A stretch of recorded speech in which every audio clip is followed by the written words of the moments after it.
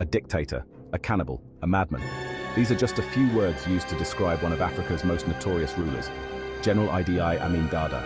His name strikes fear, but the truth behind his rule is far more chilling. This is the story of a man who terrorized Uganda, leaving behind a legacy stained with blood.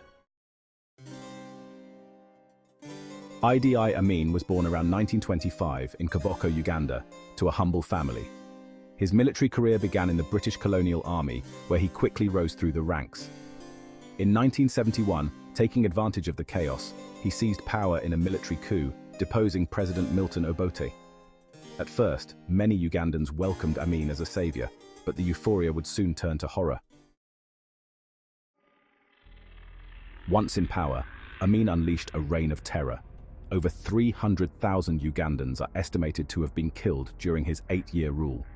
Political opponents, ethnic minorities, and anyone who dared to criticize him faced torture, execution, and disappearance. Amin's regime targeted vulnerable groups without mercy. Among his most heartless actions was the systematic rounding up of disabled people who were thrown into the Nile River to drown. The dictator showed no mercy, using fear as his weapon to maintain control.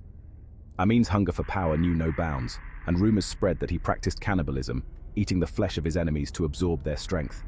In interviews, he once claimed to have tasted human flesh and found it too salty.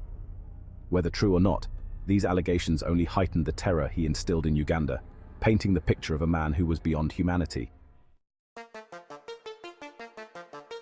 Amin was not just a domestic menace. He was also a thorn in the side of the international community. He expelled over 80,000 Asians from Uganda in 1972, plunging the economy into chaos.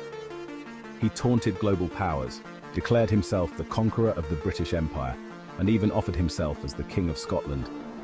His bizarre antics masked a regime of unspeakable horrors. But perhaps his most infamous international act was the 1976 Entebbe hostage crisis, where Amin allowed Palestinian terrorists to use Uganda as a base, bringing global condemnation upon his regime. By 1979, Amin's atrocities had caught up with him. His invasion of Tanzania was the final straw. The Tanzanian forces, along with Ugandan exiles, launched a counterattack, forcing Amin to flee. His fall from power was swift, but the scars he left on Uganda were deep and lasting. Amin lived the rest of his life in exile in Saudi Arabia, where he died in 2003. He never faced justice for his crimes, leaving many wondering how such a monstrous figure could escape accountability. Idi Amin's legacy is one of horror, but it is also a cautionary tale. His regime serves as a dark reminder of the dangers of absolute power, unchecked brutality, and the global consequences of a tyrant unchained. Uganda has since rebuilt, but the shadow of Amin's reign lingers, a grim chapter in the nation's history. Was he a dictator or a cannibal? Perhaps both. But one thing is certain: Amin's name will forever be etched in history, not as a leader, but as a symbol of terror. Subscribe for more information, only on Incognito History and Politics Oversimplified.